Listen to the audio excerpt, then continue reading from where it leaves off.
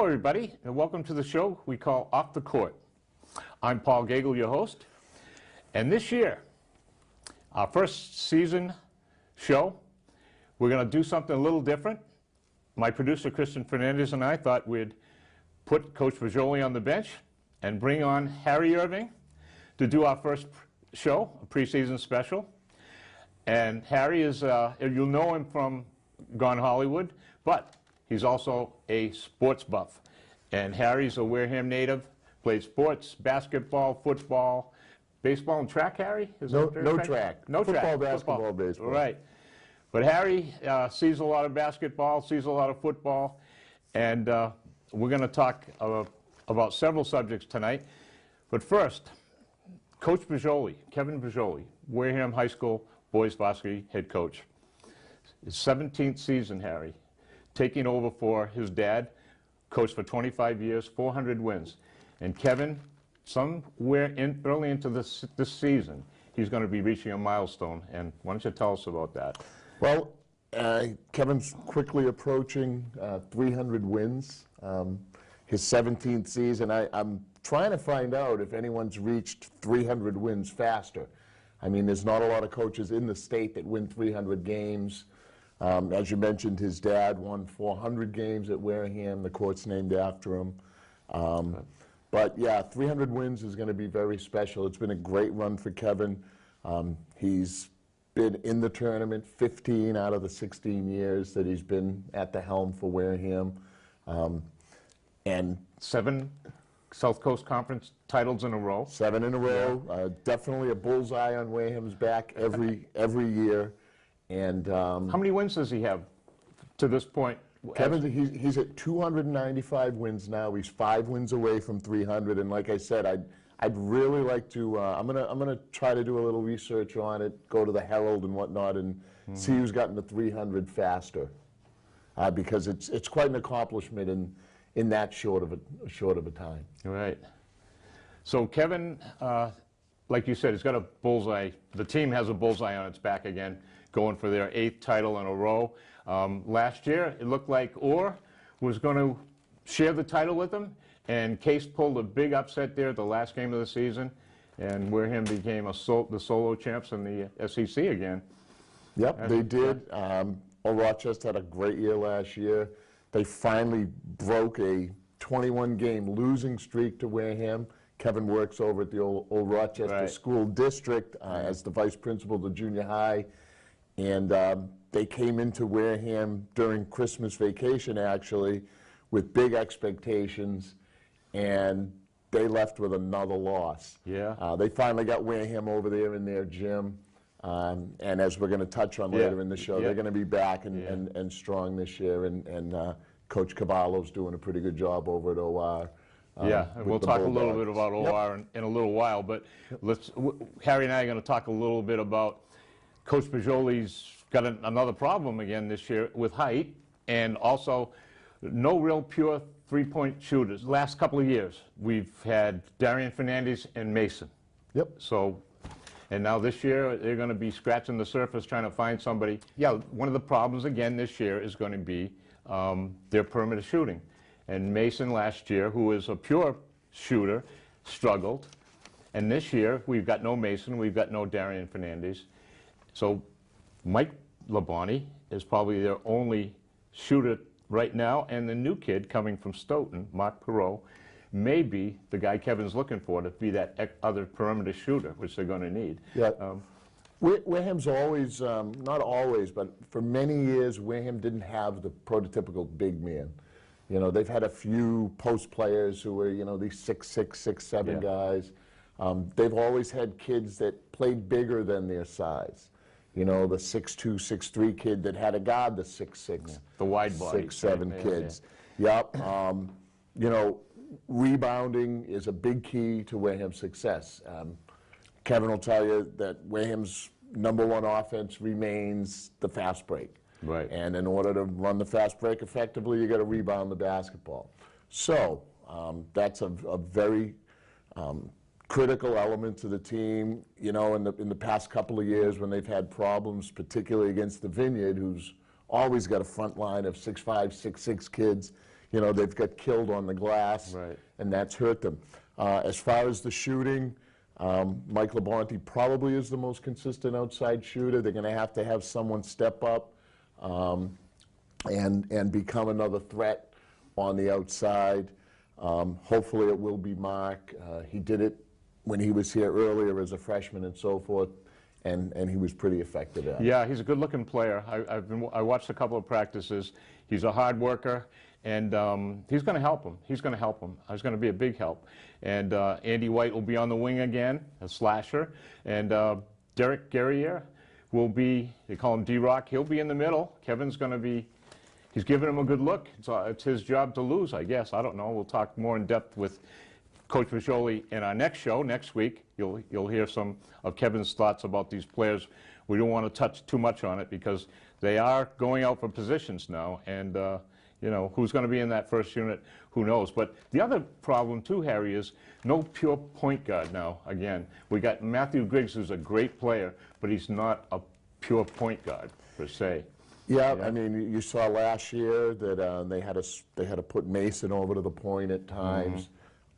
Obviously, the years prior to that, Darian Fernandez, an all-state player who's now, you know, working his way towards a college scholarship, having a nice year out in the junior college season. You did, though, mention about Mark being a hard worker, and one of the things that this program is about is how they practice and how they work hard. And a lot of times you get development of players who, you know, maybe aren't expected to have such great years, but they develop into players. I know firsthand that Kevin's practices are scripted to the minute, and they work on everything that needs to be done in terms of drills to get better at shooting, at ball handling, at passing, to game plan for their next opponent, be it defending their offenses or defending a certain player. And then, you know, another trademark of Wareham teams has been they're in better condition than most teams. And that's a crucial part of basketball when the game's winding down in the fourth quarter and you've got fresher bodies on the court. Right. It gives you a huge Who's got advantage. some extra gas in the tank, right? You know? Yeah, and the two practices I've watched already, he's running them ragged. You know, so he knows what he needs to put out there in order to be competitive in the SCC, because there's some teams we're going to talk about in a couple of minutes that have got some pretty tall kids out there that is going to be a problem. You know, and like you said, boxing out, trying to deny that ball into the paint, get that rebound, and start what they do best, that fast break. And it's so pretty because they practice it so well, and you can see it shows on the court when it happens, when they get a turnover or, like you said, the rebound. The last couple of years, I've seen some pretty fast breaks. And even the freshmen, Jovan Thomas, who they had him in practice for a good half of the year, and he got to a little playing time at the end. When he came in, there were some pretty fast breaks there with Mason and Matthew Griggs and Jovan that really looked good. And that all comes down to what those kids are practicing and Yep, and Kevin. it comes down to your system. And, you know, Kevin is following what his dad did. And his dad was a big Red Auerbach disciple. And as we know, Red Auerbach revolutionized basketball with the fast break. Yeah.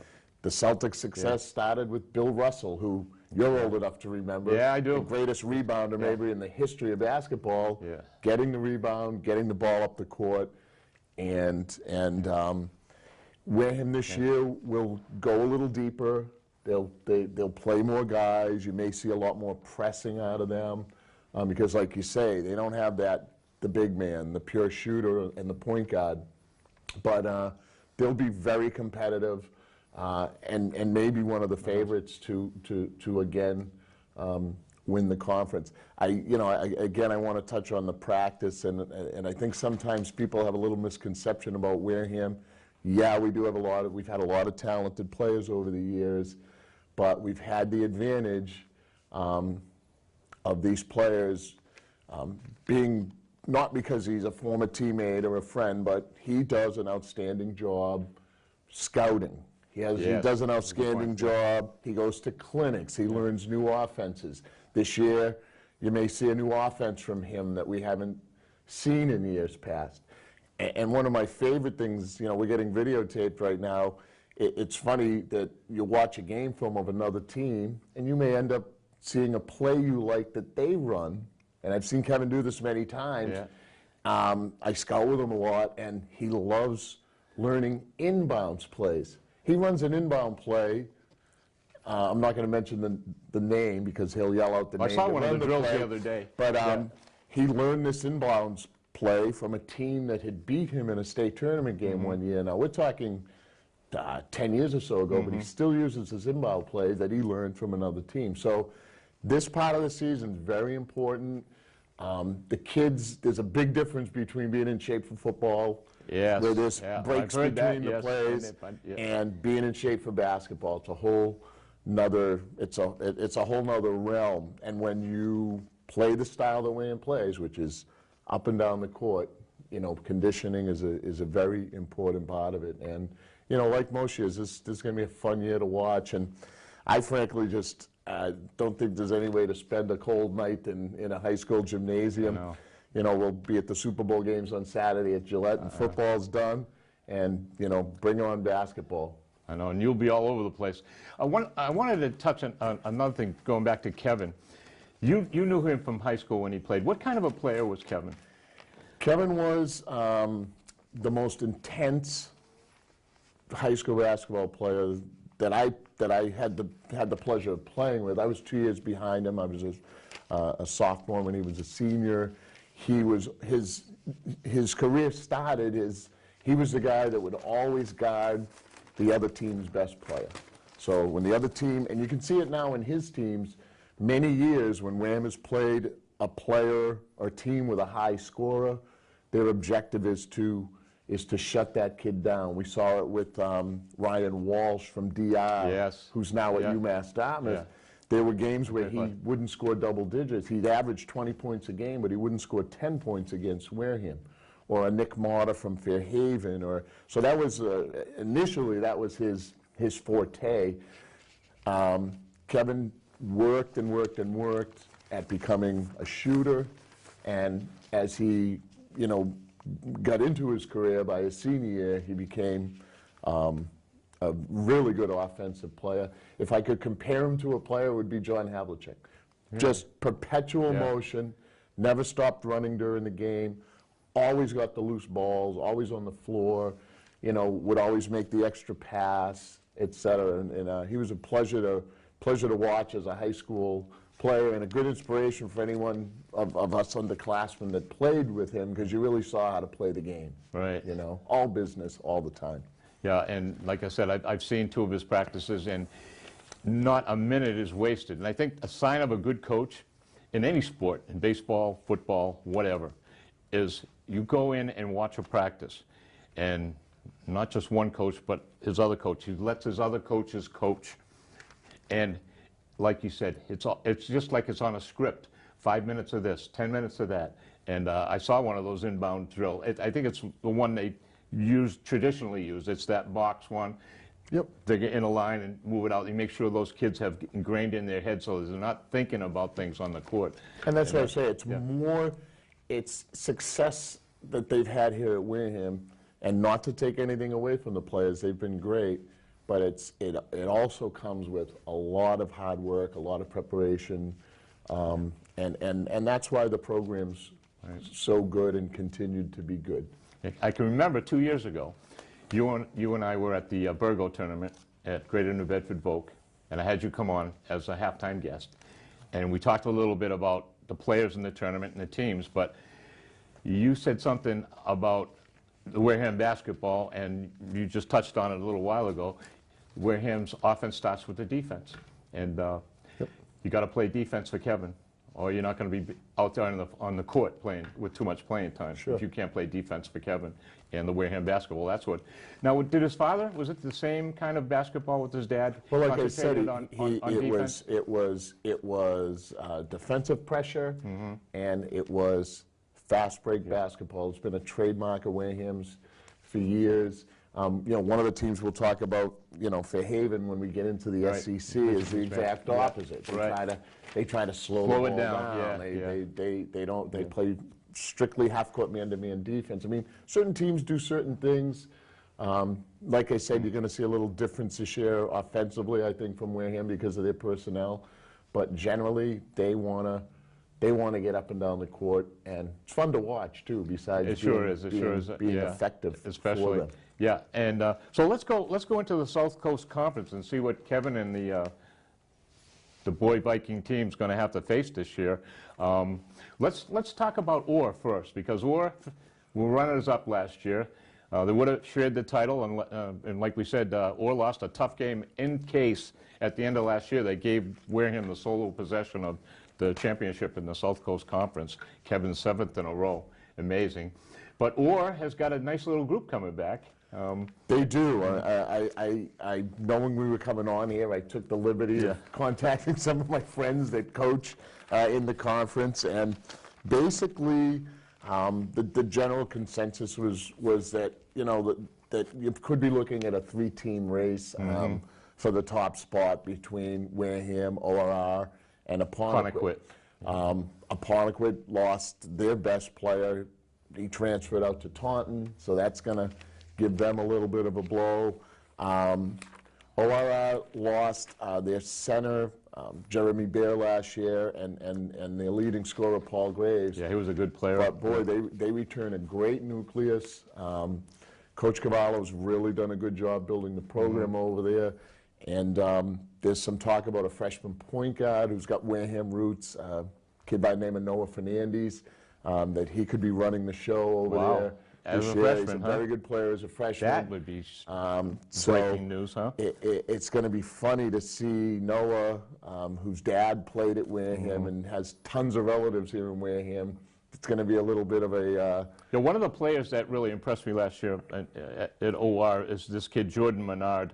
He's a senior now, played as a junior, played a lot of basketball as a junior, 6'2", forward, good player. And they got their big kid's going to be James Leahold, but he hasn't played a lot of basketball. But he said, is he still there? Yeah, they're going to have a big front line. They have the Santos twins. Will and Evan Santos. They're juniors. They're going to be... they're about 6'1", 6'2". Yeah. OR is going to be a very, very formidable team in the conference this year. And like I said, Apponequet took a bit of a hit with their good guard transferring to Taunton. But they've got a lot coming back. It's funny, that's 2 teams that could give Wareham a little problem in terms of their size of their front line. And you know Coach Cavallo pretty well too, don't you? Yeah, Coach Cavallo graduated in Rochester from '91, so I played basketball and baseball against him. He's the basketball and baseball coach at OR. He does a really good job over there. And like I said, it was, as much as I hated to see Wareham lose that last year, you would have been fine with... I went up to him after the game and congratulated him and reminded him, now you're 1-1 against Wareham. Hopefully you guys will meet in the tournament for a rubber game. And he looked at me and he said, can you just let me enjoy this? Can you just let me enjoy this win? You can see him. But yeah, it's Bourne's our rival. Well, not really. I mean, Bourne's our Thanksgiving rival for football, but OR is definitely our rival. And all sports are just basketball? Yeah, they've kind of become our big rival. There's a good rivalry in a lot of the sports between them. We got a 5th-year player coming back to OR. Phillips, the Phillips boy, is coming back. Yep. So he's back in the mix. Yeah, he was a 2-year player at Wareham, and he was granted a waiver by the MIAA. So he's going to be back again this year. So he's a forward, right? Yeah, he's a forward. He can, as you saw in the tournament last year, in the game against West Point, he can score points in bunches. And we didn't mention him when we were talking about, but he's another part of the puzzle there at OR. Yeah. And he can do a lot of damage. He gets out on the fast break. He may cause on the court and maybe off the court too. Maybe I don't know if he'll upset the chemistry of that team. Yeah, we don't know. He was a big part of their run last year. They got to the sectional semifinals, where they lost to a pretty good Westport team, Westport's first team, and we're going to touch on Westport later when we get into the Division III South stuff. But let's go to the Lakers now. The Apponequet Lakers. Jim Cambuccio, coach. Who's the player that they lost to that you just mentioned? You don't know? His last name's hard to pronounce. It's Kakar. Kakar. Kakar. I think it's Kakar. Yeah. He had a really good season. Jacob Kakar. Jacob Kakar had a really good season. He was a good player. Year. He's only a junior too. That's a tough loss. And he's transferred to Taunton, so that's a big void to fill. But they've got a big front line, Apponequet. Yeah, the kid. I think the kid that's going to replace Kakar is the kid Charlie Roberts. They were going to be fighting for that fifth spot up in the front line. So now it's probably going to be the kid Charlie Roberts. And he's another good one. Of course, Matt Anderson, the big 6'7" center. However, I've been watching Matt since he was a sophomore. He was highly touted as a sophomore. He was hurt most of that year. You know, he couldn't get on the court, and even last year he got hurt again. Right. So we haven't really seen a whole full season of this kid and what he can do. And again, he will, if he's healthy, he's the kind of player that can give, you know, a team like Wareham that doesn't have a lot of size. He can give you fits. We won't get any inside baskets with him and Falakey. The other, am I pronouncing that kid's name right? Kevin Falakey. Kevin Falakey. Yep. Yeah. So so those teams we can kind of speculate at this point that they'll be in that top tier, challenging Wareham for the. Falakey's 6'5". He's a great football player, right? Tight end, defensive line, or end. Matt Michael's another good one, the senior guard. He may be their point guard. Matt Michael's a good one. Another kid, Matt Anderson. Oh, excuse me, that's the center we talked about. Cam Backrack, I think his name is. Barak. Another senior guard. So they've got 3 guards they can interchange. So you're right. They're going to be a force. The next group would probably be Fairhaven, Bourne, and New Bedford Vogue. Fairhaven, like I said earlier, they're the same deal year in and year out. Phil Harding has been there for years. Quite a few years ago, they ended Wareham's 44-game conference winning streak. This was the year before Wareham won the state championship, and they did it by, to use an old term, taking the air out of the ball. They do not fast break.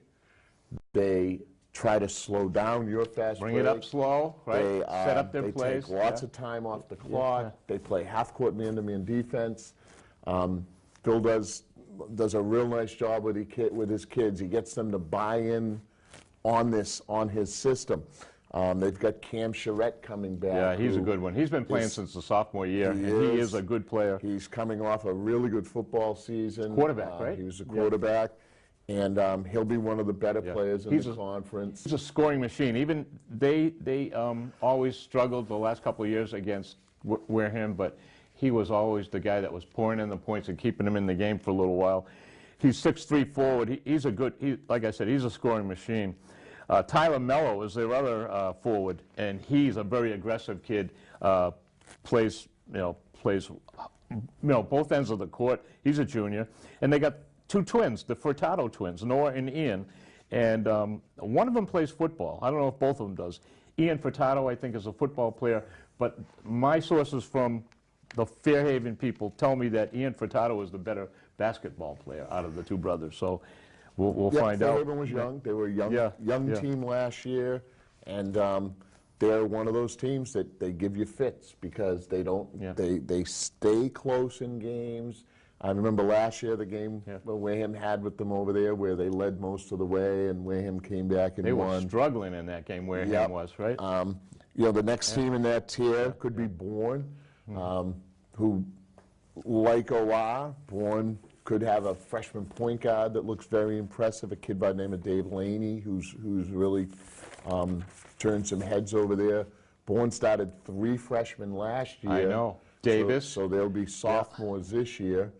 Yeah, that was Chris Davis, Parker Friedman, and Jacob Ashworth, the coach's son, who was a good-looking player. Jacob had an outstanding year last year. He ended up being the 2nd leading scorer in the conference as a freshman at 18 points a game. He's back this year, bigger, plays a lot of competitive AAU basketball. Didn't play football this fall, played soccer instead, and they add their fifth player, a 6'5" center, and Bourne's another team that I think is going to be able to sneak up on some people this year. Jacob's capable of scoring 30 points in any given game. He shoots it from the outside very well. He passes well. He passes. He's just a good. He can penetrate. He's a good all-around player. Yeah. His dad, who's quite a character and has been at Bourne for many years now, was a global scholastic basketball player himself.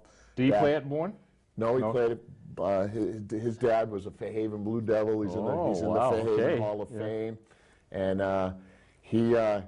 if you get a chance to watch Bourne and Wareham, every once in a while take a look over at Ashworth and watch him during the game. He's really into the game and does a good job over there. The third team is New Bedford Vogue. Vogue their program has really turned around. Vogue is easily the largest school in the conference now, with over 2,500 students. Wow. There's a lot of talk about the competitive edge they have against a school like Wareham, who has less than 600 kids now. Wow.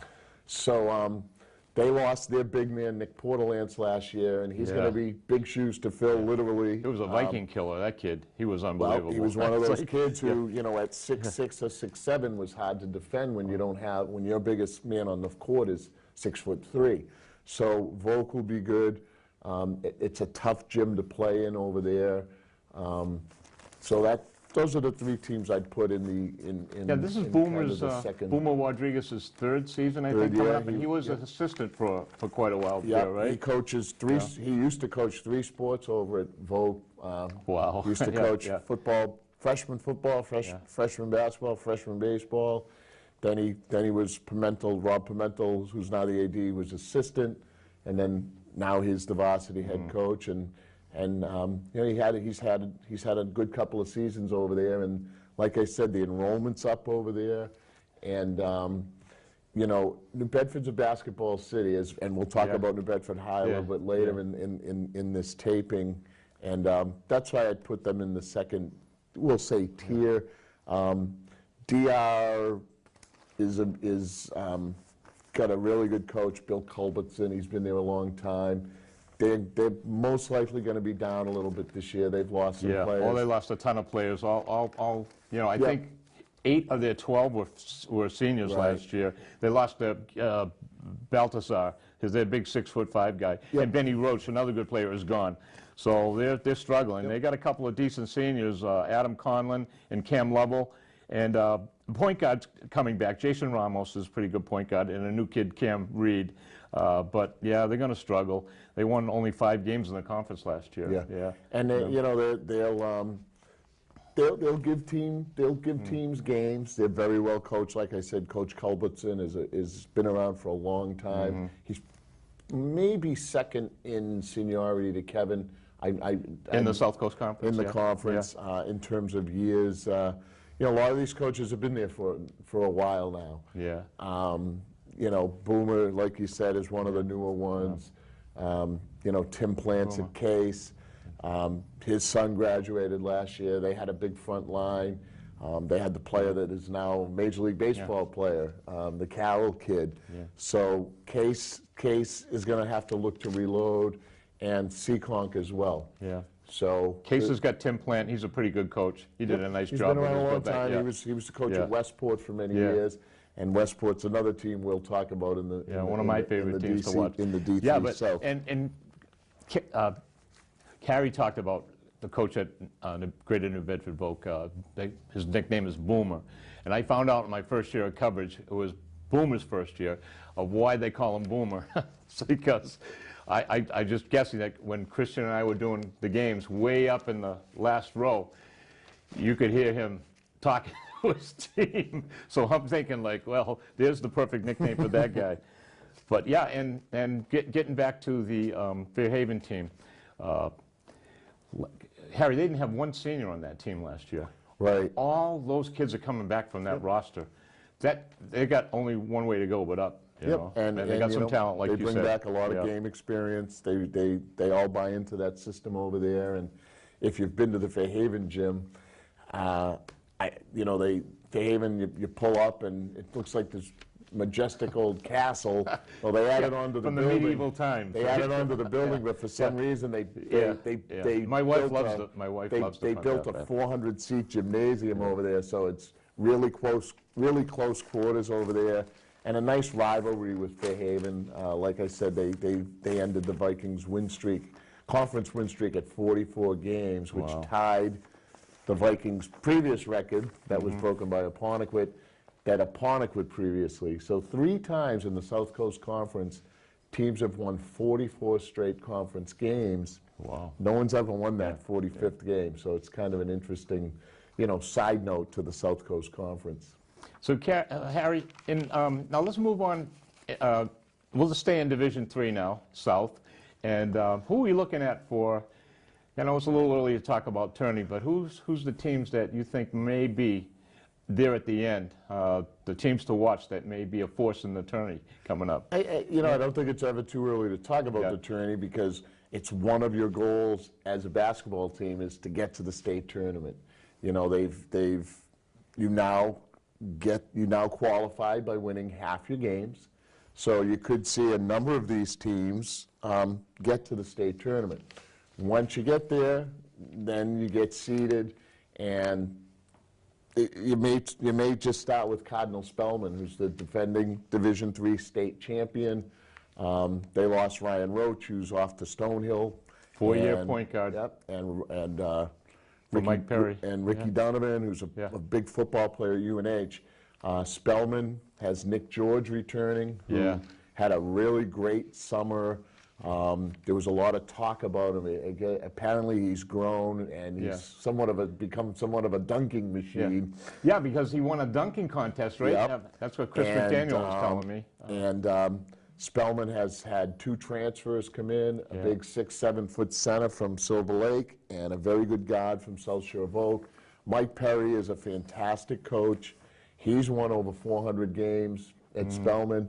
I'll go back to 2010 when Wareham won the state championship. Had it not been for Wareham, Spellman might have won the state championship that year.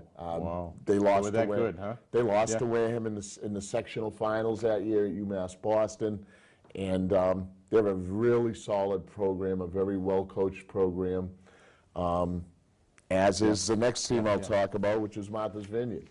Oh, the Vineyard, yeah. They've become a really big thorn in Wareham's side, particularly. They've got their coach and athletic director is Mike Joyce. Mike Joyce. He does a really good job. They always seem to have a big front line. They always seem to reload. They do. Going back now for years, I loved it when Wareham played the Vineyard during the regular season. I always thought it was a nice bonding experience for the kids. We'd go over there some years and play 3 games. The freshmen would play over at the middle school, the JVs, and then the varsity would play. And there was one year where Wareham and the Vineyard played 3 games, and none of the 3 games, the point differential was more than 2 points in the game. So it's become a big rivalry. And now the last 2 years, or actually 3 out of the last 4 years, the Vineyard has eliminated Wareham from the tournament. 2 years ago in the South Sectional Final at UMass Boston. And again, like we touched on, they absolutely killed Wareham on the boards. They had a big front line, and that was, Wareham got down real early, 20-2, I believe. And Ended up losing by 20. Came back, and then they just weren't able to keep them off the glass, and the Vineyard is going to be back again this year. I know you're a big fan of the East Bridgewater team. I got some information from my friend Wareham Chris McDaniel last year. Wareham played them in the first round of the tournament last year, and almost all of those kids are coming back, I think, except for one. And Chris McDaniel, who writes for the Enterprise and also the Patriot Ledger, covers a lot of the Rockland games in East Bridgewater and Norwell and those teams. And I trust his source. He says they're going to be a force to be reckoned with in their conference. What happens afterwards, we'll see. But you know, it's too early. But on paper, they look like one of the teams you're going to have to contend with, East Bridgewater. So we're also going to have to include, of course, Wareham. Yep, absolutely. Or Rochester. Yep. How about Rockland? Rockland is another one of those teams. Rockland reminds me of Fairhaven a lot in terms of the kids there. I'm really buying into Fred Damon's system. He's Freddie. a long-time assistant there who has taken over the program. And, you know, there was a great epic game 2 years ago with Wareham and Rockland at Brockton in the section semifinal. Rockland plays in that South Shore League. Which is a mixture of Division III and Division IV teams. But what a fan base they have, too. Crazy, huge fan base. Basketball, again, it's one of the things I really like about it. Before they opened their new gym, Rockland played Spellman, and you couldn't get into the gym. Wow. The Wareham freshman coach, Mike Yeager, went to scout the game. And couldn't get in? Couldn't get in. He said, well, I'm here to scout. And they said, we're sorry, we're at capacity. We can't let anyone in due to fire, fire safety issues. So hopefully they'll let Christian and I in this year, because we're going to Spellman, right? There you go. Like it's a small a small gym. Yeah. And then Westport, of course, we touched on a little bit before. They moved up last year from Division IV to Division III for their first year. As a Division IV team, they had a lot of success. They could never get by Cathedral. Right. You know, Cathedral was always the team in Division IV. They moved up to Division III last year. Scott Boudreau does a great job with Westport. They're a small town, but they really love their basketball. They lost their best player, Rich Hartnett, last year. And his younger brother's coming but up. now the younger brother's there, and expect Westport. I don't know if they're playing. They beat Brockton High School last year. And a team we just talked about, Rockland. They stung Rockland in the tournament. A big loss. Now, a quick story about Fred Damon, the Rockland coach. We were at the Medway tournament last year. Kevin was scouting with Coach Spaniel. And at the halftime of the first game between Spellman and Coach Brijoli was asking, well, actually, Fred Damon was hitting on Kevin for information on OR, right?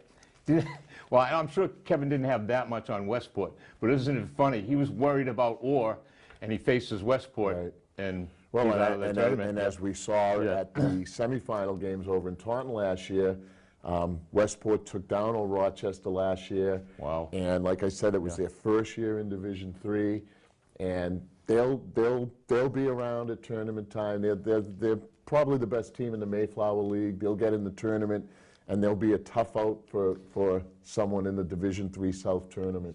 Yeah, we mentioned the Harnett brother, younger brother, but this kid, Chad Willard, is quite a player. I saw him play last year as a junior. So he's a senior. He'll be their number 4 guy at the forward position. They're going to get most of their offense. And a kid by the name of Alex Macharis, who saw some playing time last year as a sophomore. So those 2 guys are going to be the guys they're going to look to for their offense. But I love to watch the Wildcats. I'll be at as many games as I can get to this year. So I'm a big fan of Coach Boger too. So, and who else we got, Harry, in Division III that we should be looking at here, maybe? That's basically the teams that I had. You know, the teams from the conference: Wareham, O'Hara, Apponequet, Spellman, Vineyard, Westport, East Bridgewater. Those are the teams that most people feel like have the most coming back. You never know. You know, sometimes you get a team that has a dream season and makes a nice run. And that's one of the great things about the tournament. And I mean, I've seen it here in Wareham. You come in as a high seed one year, and it's funny. We were just talking to Kevin about this the night before Thanksgiving.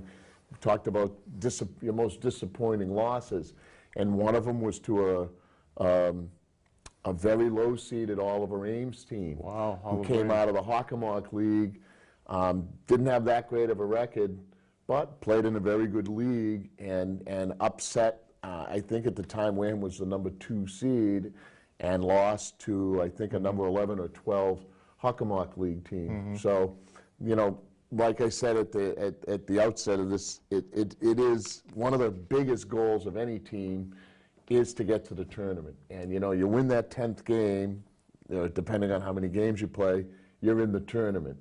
And anything can happen from there. You know what I mean? You're a big fan of not only South Coast Conference and Division III, but you go to all the divisions, right? You used to follow, you try to get to watch Danvers and up in the north. And so let's stay down here in the south. What other teams in some of the other divisions that might be worth a watch this year, Harry? A lot of people are talking about New Bedford High School this year. Okay. The athletic director at Wareham is Ed Roderick. He won a couple of state championships at New Bedford. New Bedford has a great tradition in basketball. They've got a kid back this year named Tyree Weston, who was at a prep school. He's back at New Bedford this year. And it's sounding like they've got a first-year coach named Bonzi Colson, who was a college and an NBA player.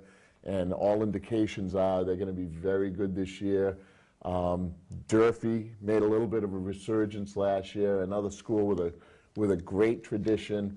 I was talking to a friend of mine today who was a Durfee graduate, and we made plans that we're going to get to at least one of the New Bedford Durfee games this year, because basketball down here in what's now called the South Coast, used to be Southeastern Mass, you know, used to be, there's been a lot of good basketball played down here, and the Durfee-New Bedford rivalry is fantastic. I mean, talk about standing in line to get in a game and a packed gym, and, you know, the fans really into it and so forth. Mansfield has had a really great run. They've had some real misfortune with their great player, Brendan Hill. Oh, I didn't get a chance to see him on the football field, and now I'm not going to get a chance to see him on the court this year. As a sophomore, he was Player of the Year in the Hockey-Mock League. What a heartbreaking thing that was, to not see him, not only in the football field, but see him on the basketball court, and that's got to hurt. But they still got the wide receiver, Bowen, Michael Bowen. Michael Bowen is on the team, and that's another school with just a great tradition and program. Mansfield, they play in a tough league, the Hockey-Mock League. And a lot of athletics, too, not just... Yes, in all the sports, but their basketball program has been very good for a long time. Catholic Memorial has made a resurgence. The jury's out on Brockton. If you read what some of their fans have to say, they're going to be good every year. They're a large school. They've got a killer schedule. Marshfield is a team that a lot of people are talking about. Yeah, I saw that touted out. And you know, the team that I think is going to do something this year, Sandwich, beat them last year in Marshfield. Right. So that has to be, you know, open some eyes there. I mean, if you're thinking that Marshfield is loaded, I don't know. We got a ways to go yet. We still have to look at Sandwich. I mean, on paper they look good, but they've got a tough schedule too early. So they do, and they happen to be on Wareham's schedule this year. Second game. The one other team I'll bring up, and talking about the South and Wareham's schedule, Wareham's got 2 games with Bishop Stang this year. It's interesting. Stang is now coached by former Wareham player Colby Santos. Colby played on the Eastern Mass finalist in 2001. He was a sophomore. He went on to Tabor and then became a Division I basketball player at both James Madison and the University of New Hampshire. He's now the head coach at Stang, and Wham and Stang are renewing an old rivalry that Wham and Stang used to play each other for years. That's going to be another interesting scenario, playing against a kid that grew up here in Wareham and played basketball at Wareham High School, and that a lot of people know and have watched his success as a basketball player of the year over the years. He's now going to be coaching opposite the man he played for at Wareham for 2 years. So, the Wareham schedule is very interesting this year. Yeah, and a scrimmage next week, Wednesday night, New Bedford at Wareham. It's going to be an interesting game to watch. Yes. Kevin's going to know real quick what his team's like in that one. But before we wrap up the show, I just wanted to touch on a minute or two on the girls, the Wareham Viking girls, coached by Kevin's brother, Dave. Second year, got him to the playoffs last year. He came from Fairhaven, the Fairhaven Dave actually got the girls to the tournament his first year. Dave had a really successful run at Fairhaven High School, and when he joined the girls' coaching ranks, did 1 year at Pembroke, Coach Rojic retired, and David saw an opportunity and became the head coach. And the girls found out real quickly that David's all business. He's a fantastic motivator. He knows basketball as well as anybody that I've ever been around. He really is he's just a basketball guy. I've watched a couple of his practices too. Yeah, I keep being there early. So. And he lost 4 starters last year. He's got Kia Fernandez coming back, who's going to be one of the better players in the conference, and he has successfully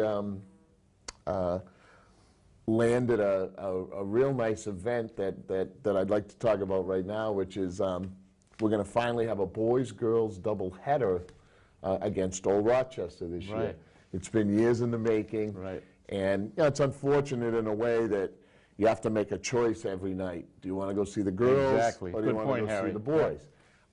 And against Old Rochester this year, the first one being December 27th on a Saturday, they're going to play the girls' varsity game and follow that with the boys' varsity game. And the first one's going to be over at Old Rochester. And I, for one, I'm really looking forward to it.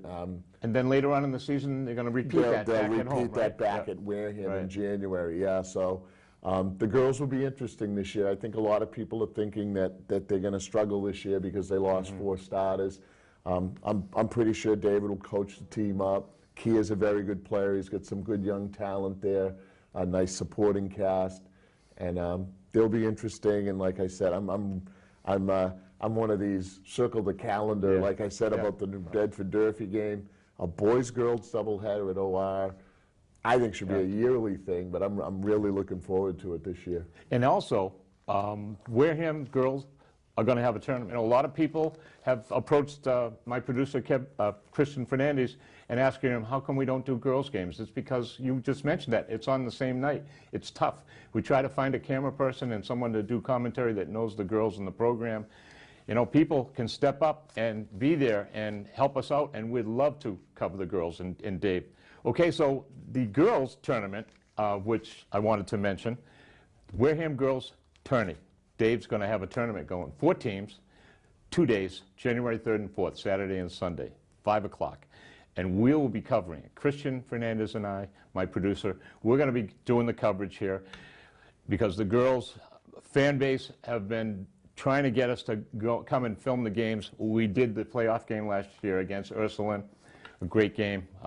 Great team, Ursuline, beat Wareham. But we're going to be there so you can see it on tape. You know, we're going to be there live, Christian and I, so that is going to be fun to watch. And so, Harry, it's been fun. Definitely. We've covered a lot of stuff here.